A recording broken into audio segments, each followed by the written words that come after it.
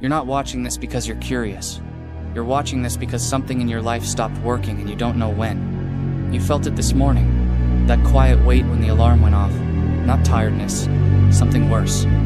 The feeling that you're rehearsing the same day you've already lived 100 times. And here's what should terrify you: you've gotten comfortable with it. Stop. Before you scroll, answer one question honestly. Not the version of honestly you perform for other people. When was the last time you did something that actually scared you? Not watching a horror movie scared. The kind of fear that makes your hands shake because the outcome actually matters. If you can't remember, that's not a life.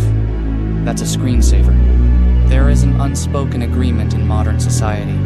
Nobody wrote it down. Nobody voted on it. But you signed it the moment you stopped questioning your own routine. The agreement is this: stay comfortable, and we will leave you alone. Don't ask dangerous questions. Don't outperform your circle by too much. Don't make anyone feel like they're falling behind. In exchange, you get safety, predictability, the warm hum of a life that never quite fails and never quite succeeds. In Classroom of the Elite, they call it the surface, the ordinary world above the white room, a place where people are sorted not by ability but by compliance. And the most terrifying part? The surface doesn't feel like a cage. It feels like a choice. Look at your last 90 days. Not the story you tell people, the actual data. How many hours did you spend consuming versus creating? How many conversations actually changed the way you think? The number is lower than you want it to be.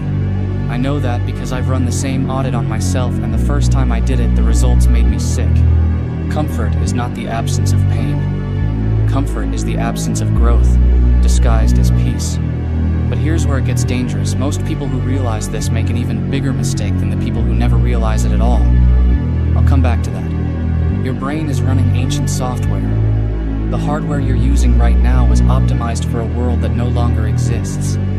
Your threat detection system was designed to spot predators in tall grass. Now it fires when someone leaves you on red. For 200,000 years, being rejected by your tribe wasn't emotional.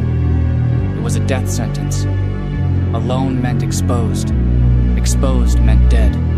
So your brain evolved a brutal punishment system. Rejection doesn't just feel like pain. It registers as pain. Same neural pathways. Same chemistry. Your survival engine treats a passive-aggressive text message with the same urgency as a predator attack. And you wonder why you're exhausted by Thursday. Ayano Koji's edge isn't that he doesn't have this system. Every human does. His edge is that he identified it, isolated it, and stopped letting it make decisions for him. He feels the alert. He just doesn't obey it. That's the difference between reaction and response. Reaction is automatic ancient software hijacking your behavior before your conscious mind intervenes. Response is deliberate. The half-second pause where you ask, is this real or is this inherited? Most people never learn to create that pause.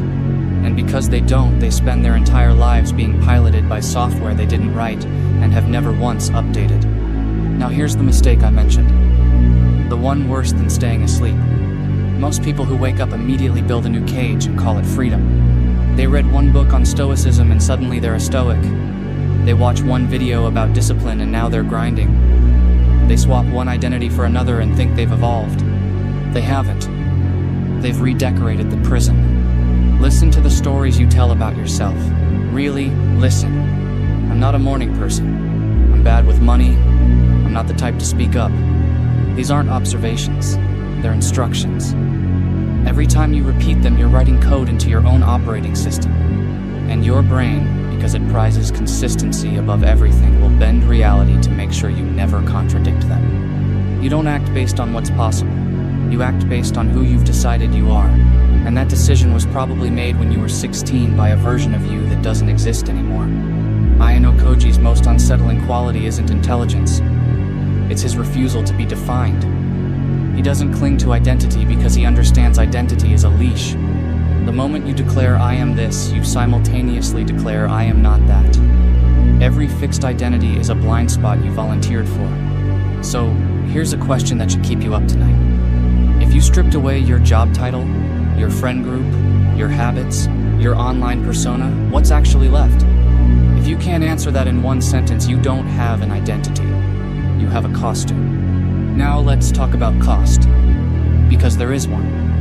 And anyone who says otherwise is selling you something. When you start seeing patterns, really seeing them, you cannot unsee them. You'll notice when a compliment is actually a status play. You'll catch yourself mid-sentence performing a personality you've outgrown, and the awareness will stop you cold. This is what I call the cold room. The space between who you were and who you're becoming. It is lonely, not because you pushed people away, but because you stopped pretending. And pretending was the glue. Ayano Koji lives in the cold room. That's the tragedy most fans miss. His clarity costs him something real. He wins every game, and the show keeps asking a question nobody wants to hear. What does winning cost when you can't feel the victory? The internet glorifies detachment without mentioning the invoice. Emotional regulation is a skill. Emotional amputation is a disorder. Know the difference. One makes you sharper. The other makes you hollow. In Japanese martial philosophy, there's a concept called mushin, the mind without mind. It doesn't mean emptiness. It means awareness so present and undivided that you respond without the filter of ego or performance. Not someone who feels nothing. Someone who feels precisely so nothing is wasted on reactions they didn't choose. That's the real White Room discipline. So, here's where we end. I'm not going to pretend this video changed your life. It didn't. Videos don't do that. You know what changes a life?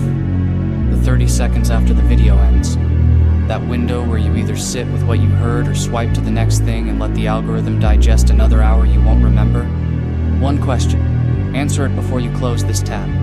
What is the one thing you are currently tolerating, not because you have to, but because changing it would force you to become someone you're not sure you're ready to be?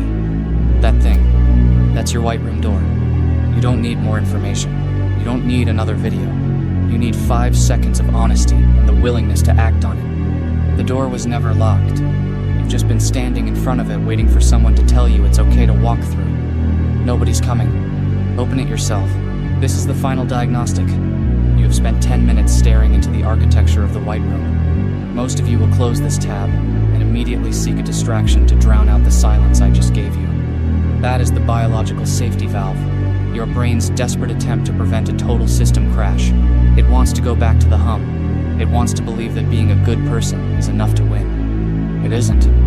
In the real world, utility is the only currency the system accepts.